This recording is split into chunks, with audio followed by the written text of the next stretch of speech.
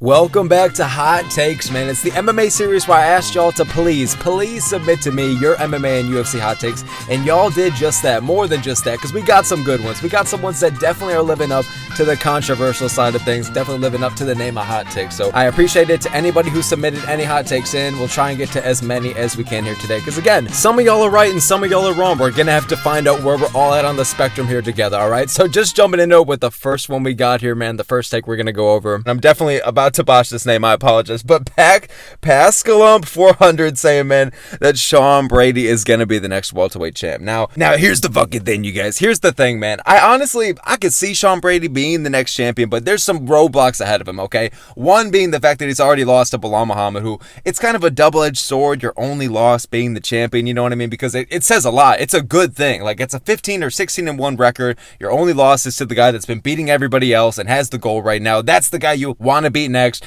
Sean Brady clearly has learned a lot from the Bilal Muhammad loss. I could totally see him becoming the next champion, or even if Bilal gets past JDM and Shavkat this year, like, I really can see Brady going on a bit of a run, and it's just, I can see him beating Bilal, but I just think it's like, Sean Brady can learn a lot off of that loss, and has learned a lot off of that loss. I mean, the ground and pound, the takedown entries, the submission entries, everything in general, the dangerous ground game, and the improving striking that we really saw in the Leon Edwards fight. Like, Brady has the skills to be the champion, but it's like, Bilal, yeah, he can learn a lot off of that loss, but honestly, man, he's a nightmare matchup for him. Like, Bilal has the wrestling and the cardio and the pressure to match the dangers of Sean Brady's ground game, you know what I mean? He's able to hold his own down there. And in terms of the exchanges with the striking, like, honestly, both these guys, like, are a bit of pitter-patter punchers. There's nothing really crazy on the feet. But you really could argue that Bilal Muhammad is the superior striker, is the superior boxer, like, and that's concerning. I mean, literally, Muhammad standing TKO'd Brady, and say whatever you want about where the kid was off mentally. The kid was having a rough weekend in Abu Dhabi, all right? Say whatever the hell you want about it. Uncle Dana had ass. But at the end of the day, man, I don't know. Sean Brady, Bilal's a nightmare matchup for him, but honestly, Brady is pretty young and in his prime, and Bilal's on the tail end of his career, at least in terms of if he wants to keep holding onto the belt. So I could see Bilal losing the belt, maybe Shavkat, JDM, one of these guys. Like, I think Buckley, honestly, out of everyone, has the best chance of, kind of like going on a solid run at welterweight, or really kind of becoming the next solidified champ, really racking up a couple defenses. But with how stacked welterweight is, with how many young upcoming prospects there are, not only lingering outside of the rankings, but just the rankings completely is full of them. They kicked to the curb the Usmans and the Wonderboys and the Burns and the Covingtons. They said, get out of here. I think selfishly as a fan, it's like the best time to be watching welterweight. But if you're one of these guys that's trying to compete to the belt, if you're trying to earn your way to a title shot, or let alone defend the belt and make a solid run, good luck, man. I salute my nasty ass Ben Askren for what I got right now to y'all, man, because seriously, it's a tough division full of tough killer prospects. A lot of these guys are so well-rounded, and even the specialists are just absolute marauders. You know what I mean? It's a murderer's row. So Sean Brady can become the next welterweight champ. I can totally see it, but he's going to have to, go through another, like, the Leon win was great, but the Leon Edwards win, bro, but now he's going to have to go and be like a Shavkat, or like the loser of Bilal JDM, someone like that. So it's tough at welterweight to really earn your way to a title, but honestly, I can see Sean Brady doing it. But stylistically, Bilal, it's rough for him, and I can see guys beating Sean Brady. Does he become the next champ? I don't think so. I think it might be Buckley, but who the hell knows? You know what I mean? It's a hot take, but not a super hot take. So moving on, up next now, man, to Otis Whaley. I guess speaking of the welterweights here, saying that Burns is going to beat Morales. Now, I definitely think this is a hot take, because Burns, dude, holy hell. I love Durinho, man, but the dude is like a plus 400, 500, and you're hearing about him. They're talking about him on his podcast. Like, yeah, Burns, this might be a tough matchup for you, man. And like, Burns is like, hey, I'm just ready to go. I'm having a good time. I wasn't really there in my last fight. At the end of the day, I love Burns, but I really do think that, like, and I get that he's facing, prospect after prospect after prospect. He's facing Chimaev, then like JDM, then Sean Brady, and all these guys. Like, and in general, like, Burns has fought killers. He's fought the best of the best. I just think right now, even though he has a great ground game, he has great cardio, you know what I mean? Solid pop behind his shots. I just think that it's a father time thing, man. I think he looked really rough in his last fight against Brady. Now, granted, Brady, like we were just talking about him, he's on a fucking tear right now. He's doing great things. But at the end of the day, it was, in my opinion, that whole fight seemed like a passing of the torch about who's going to be the division's big grappler for the next few years. Who's going to be that guy? And Sean Brady was a passing of the torch, man. He went out there and whooped Burns. I'm pretty sure it was a whole like 50-45 or something like that. So at the end of the day, man, it was a father time thing. And Michael Morales, you could argue, you know, he's younger than Brady. He has less experience than Brady. But at the end of the day, like, he's good. Michael Morales is very dangerous. He's well-rounded, good striking, good wrestling, good cardio, good fight IQ. He's young. There's momentum behind him. He's on a win streak, solid finishing ability. Michael Morales, this just seems like another one of those situations where it's just Burns putting another guy over. You know what I mean? Like, WWE couldn't write a script like this. It's just the old vet putting over these guys, man. And it's unfortunate as a Burns fan, but at the end, and Burns could get it done, but I really just think it's father time. If this fight was 2 or 3 years ago, I'd be going with Burns all day, but just considering the circumstances, man, this I would classify as a hot take. Burns can get it done, but the odds are just not in his favor, especially considering the momentum of everything in both these guys in their career. You know what I mean? So, moving on, up next now, man, to Flynn MMA, saying that Paddy, the fucking Paddy lad, Paddy's gonna beat Charles, all right? Paddy beating Charles is a hot take for sure, all right? This is definitely going to classify as a hot take, brother, but I don't think it's that hot of a take, okay? I really do think that Paddy Pimblett still, like, people are still going to talk about him, like, all right, he's good, he's legit now, he definitely put himself on the map, whooping Chandler, really dominating Chandler. Now, granted, that was a patient Chandler, and you could argue, like, people are saying Paddy's been fighting old men, like Bobby Green, the goddamn it Bobby Green win, and the fucking Tony Ferguson, now Michael Chandler, you know what I mean? Like, and then he lost to Jared Gordon. You could argue this guy just keeps losing to, it just keeps fighting all the Gramps, but at the end of the day, man, I know a lot of people are complaining about that, but at the end of the day, I still think they're solid wins, and I think the skill set of the guy overall is there. Paddy's striking has improved so much. He's got solid pop on his shots. He's got a good chin, kind of waves it around sometimes. It is a bit concerning. He is hittable, and he could be very beatable one day, but at the end, I mean, he is beatable. He's lost before, but at the end of the day, man, his chin is good. His striking's improved a lot. He's got mean, nasty fucking ground and pound that we saw in the Chandler fight. We all know how good the ground game in general, the submission entries, all that shit. Paddy can beat Charles. I really do think so, man. Like, say whatever you want about, you know, losing to Gordon, or say whatever you want about Paddy being a fucking goofball, or say whatever you want about the old head matchups.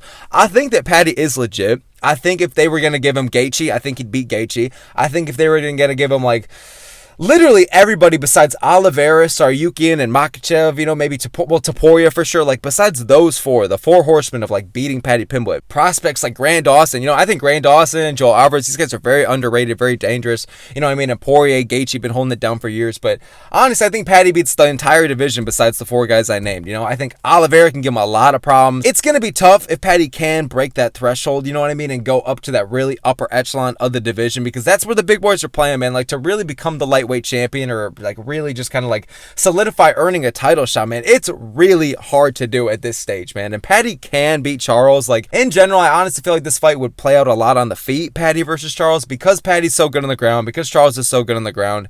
I mean, you could argue good in different kind of ways, honestly, but honestly, at the end of the day, man, this could be another fight where it's like a passing of the torch, man, you know what I mean? And I don't think that Paddy is as legitimized on the ground yet, but I honestly think with how good he looked against Chandler and a lot of these other guys, man, if he keeps gaining experience, I do think that he maybe can beat Charles. I feel like it would be a battle on the feet. Both these guys, like, grappling would kind of cancel each other out. Maybe Charles would be shooting for takedowns. Maybe Paddy would be shooting for some takedowns. Maybe we see some really interesting and exciting scrambles here. I'd be curious to see who gets the better or who on the ground, because you would think that Charles would just have the clear, like, grappling advantage. Even though Paddy's dangerous down there and he is good, he's got good submissions, he's got a lot of experience down there. He looks good down there. It's his bread and butter. But at the end of the day, you could argue that Charles Oliveira is just, oh, he's clearly the superior wrestler here, the grappler here. Like, he's the most submissions in UFC history. This guy's a killer. He's a marauder. Paddy Pimblett's a fucking goofball. But at the end of the day, considering the momentum of everything, considering how good Paddy's been looking, considering Oliveira's kind of falling off a bit, not falling off, because Oliveira's not washed. He's still very good, very dangerous, and beats most of the division still, you know what I mean? But at the end of the day, it's Oliveira on the tail end of his career, you know what I mean? Doesn't have too many fights left, and I do think if there's a time to beat Oliveira for Paddy, it would be around right now, you know what I mean? So I think I honestly would be agreeing with you that I would lean towards Paddy to beat Charles, but it would be a great fight. There's a lot of things you could do with either guy, and honestly, I'm curious what the fans would say. I mean, I know that a lot of them would just go with Charles, but at the end of the day, I think Paddy's got a decent shot. You know what I mean? It's still a hot take, but I think he's got a decent shot. So moving on, up next now, man, to the MMA Outpost, saying that O'Malley will be back and is going to go on to become the bantamweight GOAT. This is a hot take for sure, but honestly, like, I could see it. I really can see it, because in my opinion, this is kind of an early prediction. I could totally see myself changing my mind, but I do think that O'Malley is going to knock out Merab. Now, I said that the first time, all right? It was a bad pick. I also said Pereira is going to knock out Big Ink. Like, you don't know with a lot of these guys, you know what I mean? But at the end of the day, I just think that if you're given 25 more minutes for O'Malley to work, find all the right shots, giving him more time to heal physically and mentally, you know what I mean? I know there's a photo that just got leaked and it's him on crutches. That's very concerning, but let's just say that O'Malley does go out there and he does beat Merab. He does have a good chance, to be honest with you, you know what I mean? Especially, he's going to learn a lot from that first fight, you know what I mean? Even Merab, hey, you know, you guys, I am having a hard time finding motivation for training, you know? I know O'Malley gonna go and shut down all my takedowns. When you hear Merab say that shit at a fucking press conference, it does not make me confident, you know what I mean? Now, granted, like, actions speak a lot louder than words. I could totally see Merab just going out there and fucking whooping Sean, and there really isn't a big comeback, and Sean might not get the belts again. It might just be passed a bit in between, like, Umar and Merab for the next couple of years, but I really don't know.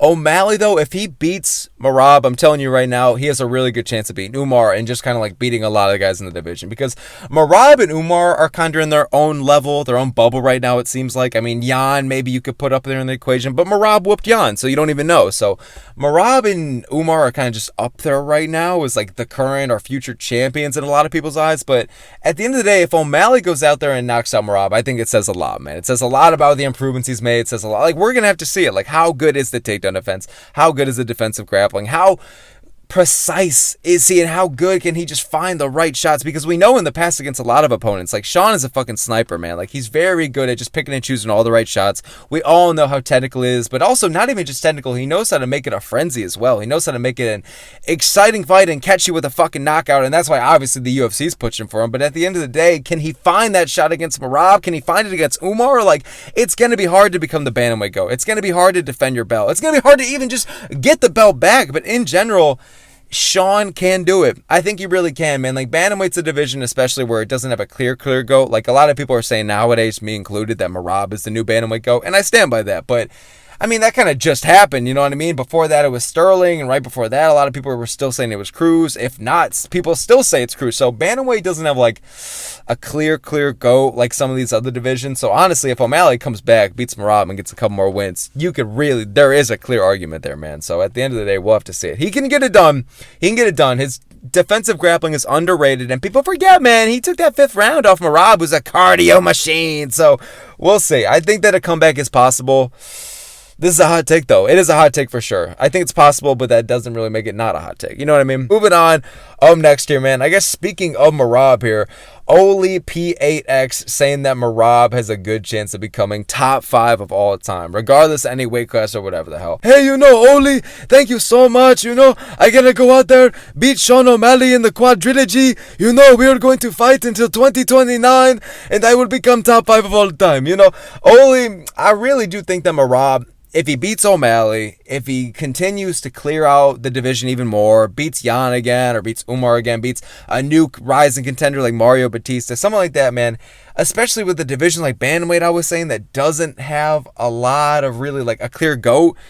I mean, there's not a lot of bantamweights in the top 15 or top 20 of all time. Like, some people put Cejudo up there, some people put Merab up there, shit like that. But the bantamweights don't get a lot of respect when it comes to, like, the all-time GOAT rankings. And for Merab to become the top 5 of all time, like, I really can see it happening. I really can, man. Like, Volk and Makhachev are already there, and that's kind of like this modern era of fighters. Like, it is doable. I think Merab would need get like a few more defenses probably. Like, he'd have to beat O'Malley again, fight again later this year again, and beat somebody, I don't know, and then beat like Batista or someone, and Batista beats Cheeto and another guy. I don't know. Like, we'll have to see it. I would say just like a couple more defenses, few more defenses from Merab, you know, nothing too crazy, because he already is the bantamweight GOAT, and he already does have a crazy, really good resume, and especially his last few fights. So he already is, in my opinion, in the top 15 of all time. To get into that top 5, yeah, probably just maybe a couple more wins. You know what I mean? Like, it's hard to put a specific number on it, because it all depends on the caliber of wins. If it's just a bunch of other Sean O'Malley rematches or Piotr Jan rematches, shit like that, like, these are great wins. It's a great opponent, but when you don't really kind of mix it up, when it's a lot of rematches, it is kind of hard to boost you up sometimes. You know what I mean? So we'll see, man. That's a lot of reasons why, or that's a big reason why people really don't rate Kamaru Usman very, very highly, because a lot of his title reign was rematches. You know what I mean? So that's the thing, man. I think Merab is a good fighter, very good fighter, this Merab guy. But I think at the end of the day, man, I think that he is beatable. I could see Sean taking his lights out. You know what I mean? I could see Father Time getting a Merab when he gets over 35. But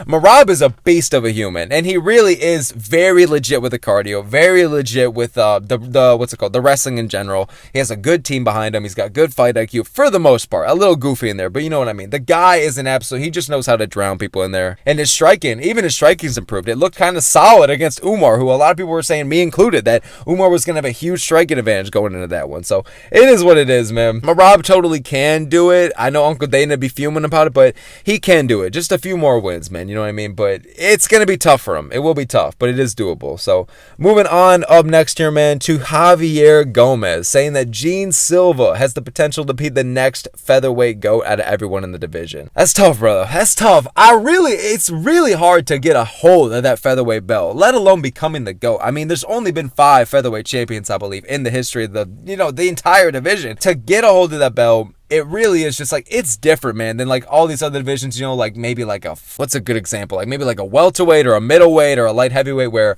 the belt gets kind of passed around, you know what I mean? And especially light heavyweight. I mean, look at all the champions we've seen in the past few years, you know what I mean? Like, it really does, it's hard to get a reign going, you know what I mean? And at featherweight too, like, it's just like, to get a hold of that belt, man, like, usually when you're the champion, you're the champ. You're going to be running things for a while. Ilya Topuria, he was the shortest champ out of all of them, I mean, besides McGregor, but even Topuria knocked out the featherweight GOAT in the second greatest featherweight, and Max Holloway. Hey, you know, it is what it is, brother, you know, we found out October 26th, so I think at the end of the day, man, even Topuria, like these guys, Topuria, Volk, Aldo, and Holloway, like they're running the show. You know what I mean? Like if they're the champ, they're the champ. And so for Gene Silva to attain that level, to you know, get to a title shot, I think he can do it. I think he's gonna do it one day. Probably in the next 2 years. Can he become the champion? I don't know. I think it depends on what we're going to see out of him in his next couple of fights, or who the champion is at the time.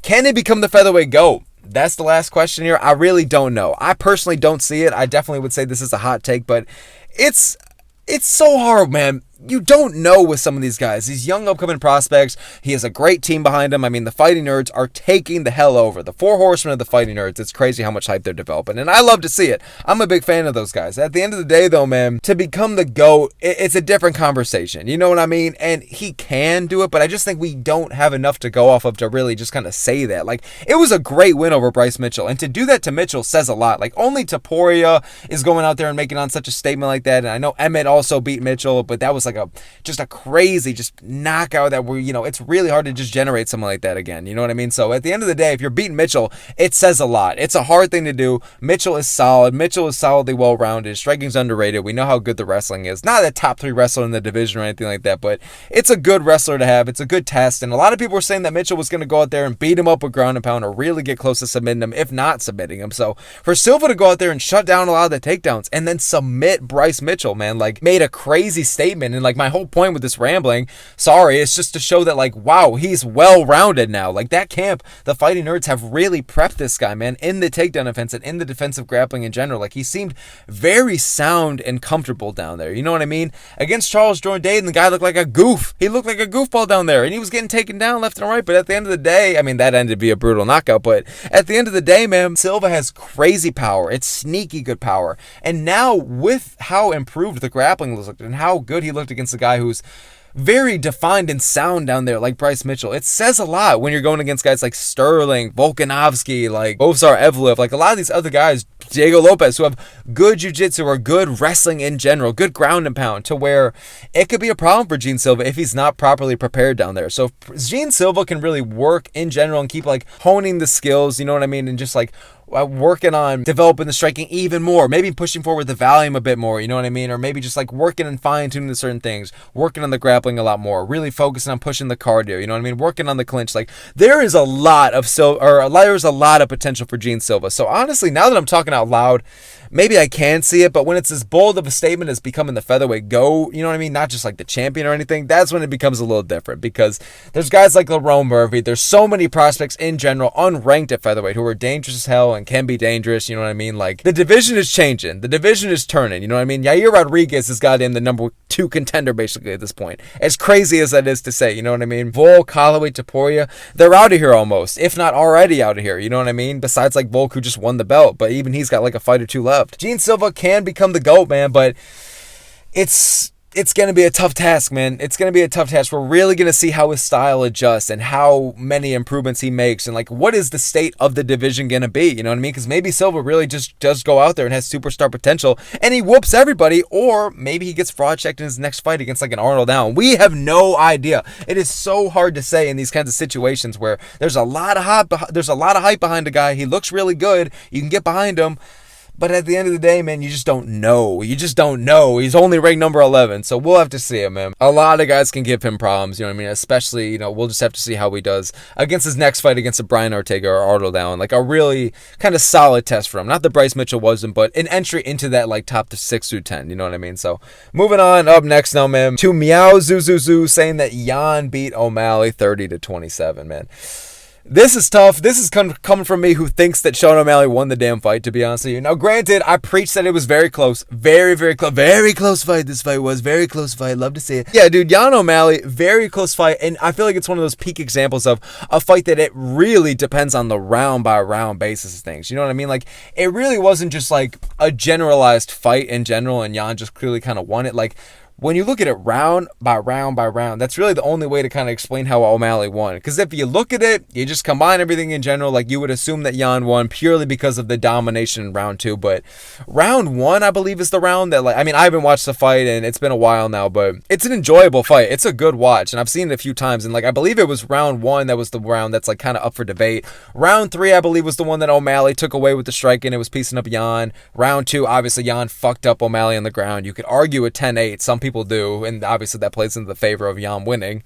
And then round 1, man, it all depends on who you think won, who outstruck who landed the better shots, like, who in general. Like, I don't know, man. Again, it's been a while since I've really watched the fight, but I remember having it 29-28. I had Jan winning the second round for sure, and then I slightly gave O'Malley that first round, I think it was, and I gave him the third or whatever. Like, again, it's hard to remember off the top of my head the specific rounds, but I'm pretty sure that's how I had it. But there is an argument here for Jan, because here's the thing: if you have Jan winning a 10-8, and if you, in that second round, and if you have Jan winning the first round, even if Sean won the third round, like, it doesn't really do too much at that point. You know what I mean? Like, Jan would have already clearly won and would have been ahead by those 3 points already. But even then, like, could you have Jan winning the third round? Is that a thing as well? Even if you gave even if you gave Jan a 10-9 instead of a 10-8 in the second, like, is there an argument? Do I really need to go, like, rewatch, man? Because maybe Jan could have won the third round. Like, maybe Jan just took all 3, but I don't remember thinking so. You know what I mean?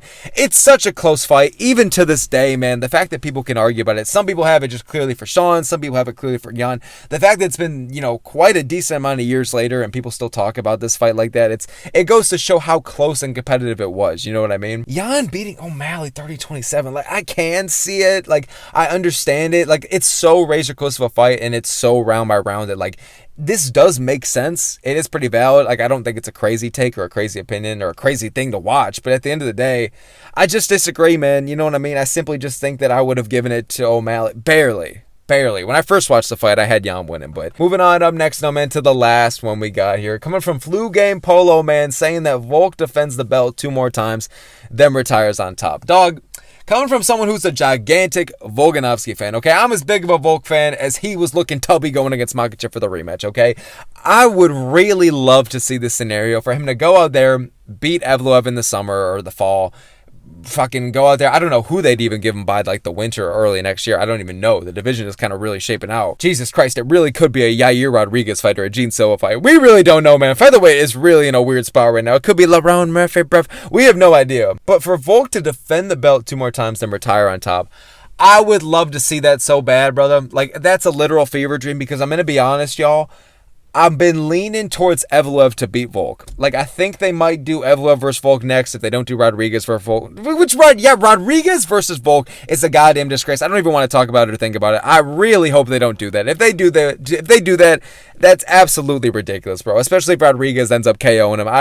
I'll be upset to say the least. But I really have been thinking in my head, man, that I really do think that Evloev could beat Volk, or is going to beat Volk. That's like my kind of early prediction. Like, I could change my mind, but dude, like, when I was thinking about it, I think Evloev has, like, the only thing Evloev is missing to make him a nightmare matchup for Volk is the power, is the knockout power, because he has the pressure, he has the cardio, he knows how to keep a good pace, he has really good wrestling, and knows how to keep that going, obviously, and his striking is underrated, not only defensively, but offensively. Like, the only thing the guy's lacking in that department is the power, and I know he's a bit hittable, and he's got a Minecraft leather helmet of a goddamn head, but at the end of the day, man, Evloev has all the skills besides knockout power and finishing ability to really beat Volk. And I think with the old age and considering that Volk, he looked good against Lopez, but he wasn't peak Volk. We all saw that. Like, he looked good, looked great, clearly won the fight, even with getting rocked in the second round. It was dangerous there for a second. Took the goddamn heart out of all of our chests.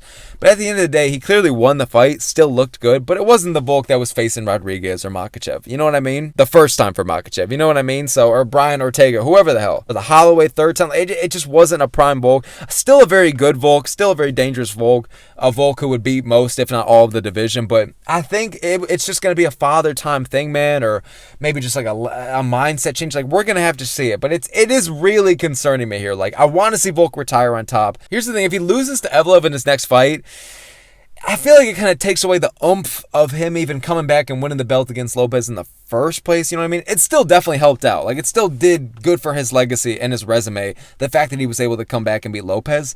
But man, if he just goes and it's like an Adesanya thing where he just, he wins the belt again and then he loses the belt again, and it's just like, I don't know. It's not exactly the same as Adesanya, but it's just, I don't know, man. I want to see Volk defend the belt 2 more times and retire on top. I would love to see it, but I'm going to be honest, with father time and with the questions of the chin going against a guy like, even like a Gene Silva or Yair Rodriguez in 2026 could knock out Volkanovski. It's tough, man. So Volk looked great. I really do hope that this is the case and he defends the belt a couple more times and retires on top, but it will be tough to do, bro. I could see Evloev beating him via decision. I could see Rodriguez and Silva knocking him out, as sad as it is to say. So Volk is very good, obviously very well-rounded. The chin and everything in general looked great, even though he did get rocked against Lopez. Like, everything was there for Volk. He wasn't as quick, wasn't as sharp, wasn't as just kind of there. So wasn't as, heavy with the pressure and the pace as usual, but still looked great. It's like that hard in between, you know what I mean? So yeah, I really hope this is the case, though. It's going to break my absolute heart seeing him if he does lose to Evloev or if he does get knocked out brutally again.